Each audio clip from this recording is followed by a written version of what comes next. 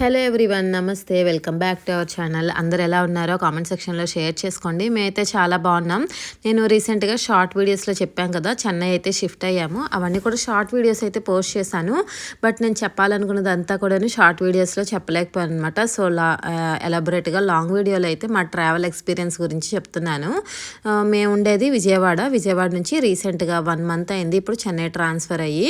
సమ్మర్లో వెళ్ళిపోయాం కానీ నాకైతే లాంగ్ వీడియో పోస్ట్ చేయడానికి కుదరలేదు. అంటే ఇంతకు ముందు చేసిన వీడియోస్ అన్నీ ఉన్నాయి. విజయవాడలో చాలా ప్లేసెస్, వెళ్ళిపోయే ముందు చాలా ప్లేసెస్ అయితే చూసాము. అవన్నీ ఒక సిరీస్లో పెట్టుకుంటూ రావాలి కదా. సో అవన్నీ కంప్లీట్ అయ్యాక ఇప్పుడైతే షిఫ్టింగ్ వీడియో అయితే తీస్తున్నాను. ఇవన్నీ కూడా మేము షిఫ్ట్ అయ్యే ముందు రోజు 2 days ముందు తీసిన వీడియో అనమాట ఇదంతాను.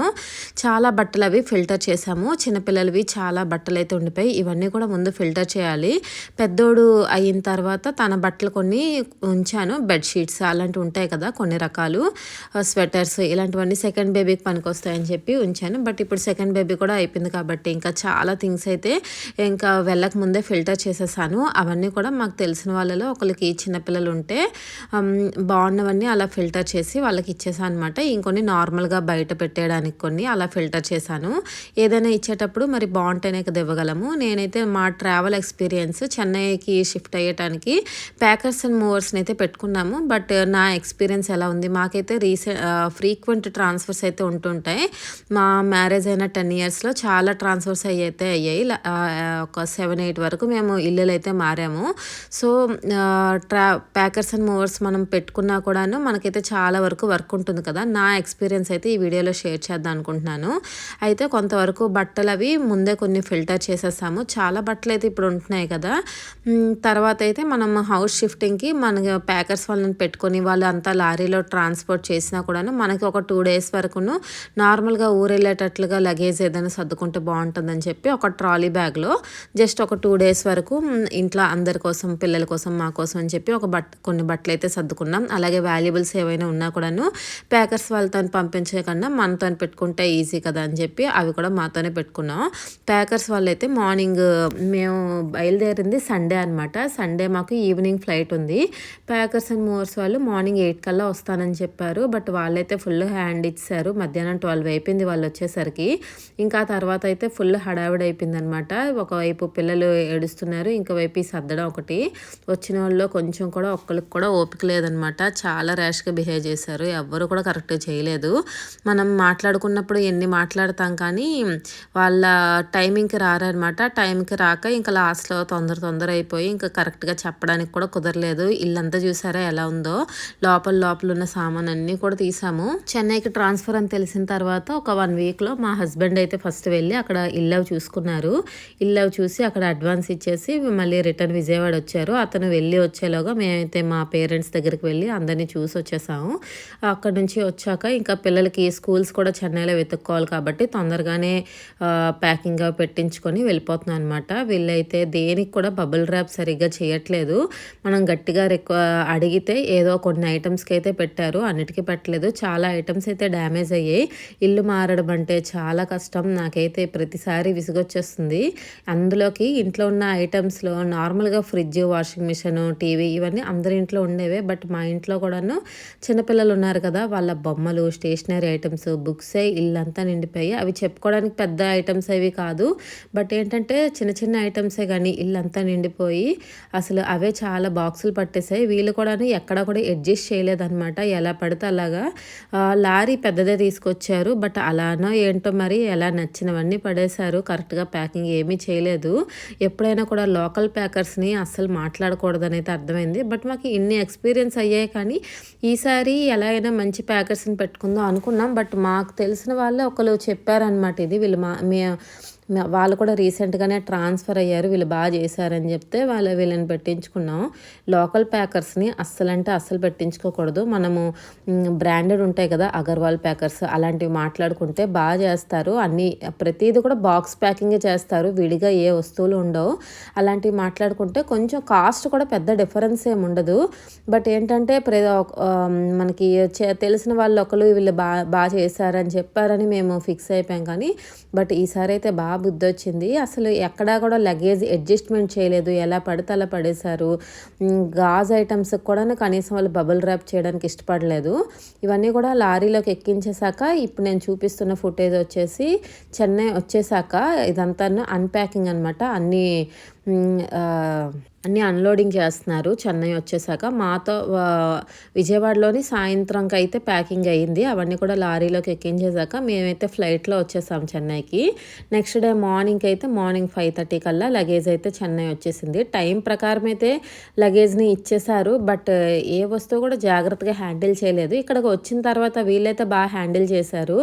బట్ నాకు తెలిసినంత వరకు మీలో ఎవరికైనా ఇలా షిఫ్టింగ్ అవసరం ఉంటే ఖచ్చితంగా బ్రాండెడ్ ప్యాకర్స్నే మాట్లాడుకోండి. లోకల్ ప్యాకర్స్ వల్ల అస్సలు బాగా చేయట్లేదు. చాలాసార్లు అనుకున్నాం కానీ లాస్ట్గా వీళ్ళని నమ్మాం. వీళ్ళు కూడా అలానే చేశారు. మా బెడ్ అయితే లోపల ఒక లేయర్ చూసారా, ఆ లేయర్ అంతా కూడాను అంటే 4-5 లేయర్స్ కలిపి బెడ్ ఉంటుంది కదా, ఒక లేయర్ అంతా కూడాను ఒక దగ్గరకు వచ్చేసింది అనమాట. అది ఇక్కడ అడ్జస్ట్ చేయమని చెప్తున్నాము. నార్మల్గా చాలా బరువు ఉంటుంది కాబట్టి ఒక్కళ్ళ వల్ల అయితే అవ్వదు. వీళ్ళు కూడా అయిపోతుంది, పడుకుంటే సెట్ అయిపోతుంది అంటున్నారు. బట్ అదంతా కలిపి ఒక బెడ్షీట్ అంతా ఒక దగ్గరికి ఎలా వచ్చేస్తుందో అలా అయిపోయింది అనమాట. ఇక్కడికి మొత్తం షిఫ్టింగ్ అయిపోయాక నా పరిస్థితి చూడండి. ఏ ఐటెం ఎందులో ఉన్నాయి ఏం కనిపించట్లేదు. వాళ్ళైతే ఫస్ట్లోని ఏ బాక్స్లో ఏం పెట్టామో పేర్లు రాస్తా అని చెప్పారు. బట్ వాళ్ళు రాయలేదు. నాకైతే మా చిన్నోడు అల్లరి పెట్టడం వలన నేను కూడా సరిగ్గా చూసుకోవడానికి అయితే అవ్వలేదు. ఒకవైపు టైం అయిపోతుందని హడావిడి, కనీసం మా నైబర్స్తో సరిగ్గా మాట్లాడి బాయ్ చెప్పడానికి కూడా ఖాళీ అవ్వలేదన్నమాట. లేట్గా వచ్చారు. ఇంకా ఒక్కరు కూడా ప్రొఫెషనల్గా లేరు. విజయవాడ నుండి చెన్నైకి ఇలా షిఫ్టింగ్ చేయడానికి 30,000 అయితే తీసుకున్నారు. అది కాక ఇంకా అక్కడ వాళ్ళకి టిప్ ఇవ్వాలి, వీళ్ళకి టిప్ ఇవ్వాలి. ఇదంతా నేను ఒక షార్ట్ వీడియోలో పెడితే కొంతమంది కామెంట్స్ ఏంటంటే, ఇప్పుడు చెన్నైలో మేము తీసుకున్న హౌస్ రెంట్ వచ్చేసి 35,000. హౌస్ రెంట్కి అంత పెడతారు కానీ కష్టపడే వాళ్ళకైతే మీరు టిప్ ఇవ్వడానికి మీకు అంత కష్టం వచ్చిందా అంటున్నారు. మేము రెండు వైపులా అక్కడ వాళ్ళ లోడింగ్ చేసేటప్పుడు వాళ్ళకి టిప్ ఇచ్చాం, ఇక్కడ వీళ్ళు అన్లోడింగ్ చేసేటప్పుడు వీళ్ళకి కూడా ఇచ్చాము. బట్ ఏంటంటే వాళ్ళు వర్క్ కరెక్ట్గా చేస్తే ఏదైనా పెట్టాలనిపిస్తుంది. బట్ అస్సలు సాటిస్ఫాక్షన్ లేదు. వాషింగ్ మిషన్ అయితే చిన్న ట్రబుల్ వచ్చింది. ఏసీకి గ్యాస్ పైప్ ఉంటుంది కదా, అది గట్టిగా బెండ్ చేసేసారు. దానికి ఇక్కడ మళ్ళీ మనం ఏసీ ఫిట్ చేసుకునేటప్పుడు ఒక 5,000 ఎక్స్ట్రా ఛార్జ్ చేశారనమాట. లోపల రాగి వైర్ ఉండి పైన సిల్వర్ కోటింగ్లా ఉంటుంది కదా, అదైతే చాలా గట్టిగా బెండ్ చేశారనమాట. డ్యామేజ్ కూడా అయిపోయింది.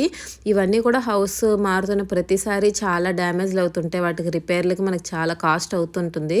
బట్ ఏంటంటే ఇవన్నీ కూడా కనపడవు. ఎంత బ్రాండెడ్ ప్యాకర్స్ వాళ్ళని పెట్టుకున్నా కూడా వీలైనంత వరకు మనమే అంటే హౌస్ షిఫ్టింగ్ అవ్వకముందే గ్లాస్ ఐటమ్స్ అన్నీ ఒక సైడ్ పెట్టుకొని అలా మనమే కొన్ని ఫిల్టర్ చేసుకొని పెట్టుకోవాలి. కిచెన్లో ఐటమ్స్ అలాగనే కనీసం ఆ మూతలకి ప్లాస్టర్ కానీ ఏది పెట్టడానికి అయితే వాళ్ళు అయితే ఇష్టపడలేదు. కిచెన్లో ఐటమ్స్ కూడా చాలా వరకు ఒలిపోవడం అలా కూడా జరిగాయి అనమాట.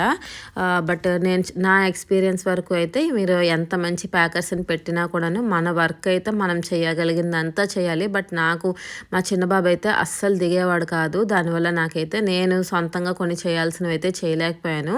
వాళ్ళు కూడా అస్సలు చేయలేదన్నమాట. సరే మొత్తం ఎలా పడితే అలా అన్ని లారీలో ఎక్కించారు. చెన్నై వచ్చేసాక ఇక్కడ అంతా బాగానే ఉందిలేండి. బట్ ఏంటంటే ఇక్కడ అంతా మేము తీసుకున్న ఏరియా అంతా చాలా కాస్ట్లీ. ప్రతిదీ ఏ వస్తువు ముట్టినా కూడా విజయవాడలో బతికిన వాళ్ళు ఇక్కడ బతకాలంటే చాలా కష్టమే అని చెప్పాలి. మా ఇంటికి దగ్గరలోనే ఒక పార్క్ ఉంటే అక్కడికైతే తీసుకొచ్చాను. ఫైనలీ ఈ వీడియో అయితే 1 మంత్ తర్వాత అనమాట. ఇప్పుడైతే చెన్నైలో బాగానే సెట్ అయిపోయాము. పిల్లలకి స్కూళ్ళు కూడా సెట్ అయ్యాయి.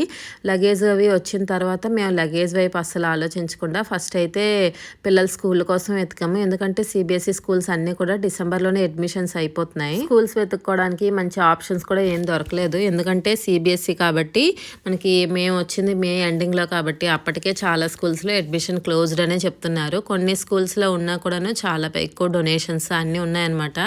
రీసెంట్గా తమిళనాడు గవర్నమెంట్ స్కూల్ ఫీజుల మీద చాలా స్ట్రిక్ట్ యాక్షన్స్ తీసుకుందని ఇన్స్టాలో వీటిలో పెడుతుంటే చాలామంది మన తెలుగు స్టేట్స్లో కూడా అలా అయితే బాగుందని చెప్పి ఎన్ని అన్నారు. బట్ ఏంటంటే ఇక్కడ కూడా ఏమీ అవ్వలేదండి. అవన్నీ పేపర్స్ వరకే, రియాలిటీలో ఏమీ లేదు. మేమే కాదు చాలామంది ఇక్కడ కూడా లక్షల్లోనే ఫీజులు కట్టారు. మా వాడికి అయితే ₹1,00,000 ఫీజు, ₹1,00,000 డొనేషన్. పెద్ద బాబుకి, చిన్న బాబుకి అయితే 70,000 ఫీజు అండి. అసలు ఈ పెరుగుతున్న జనాభాని ఈ స్కూల్ ఫీజులు, హాస్పిటల్ బిల్లు తప్ప ఇంకేవి కంట్రోల్ చేయలేకపోయాయి.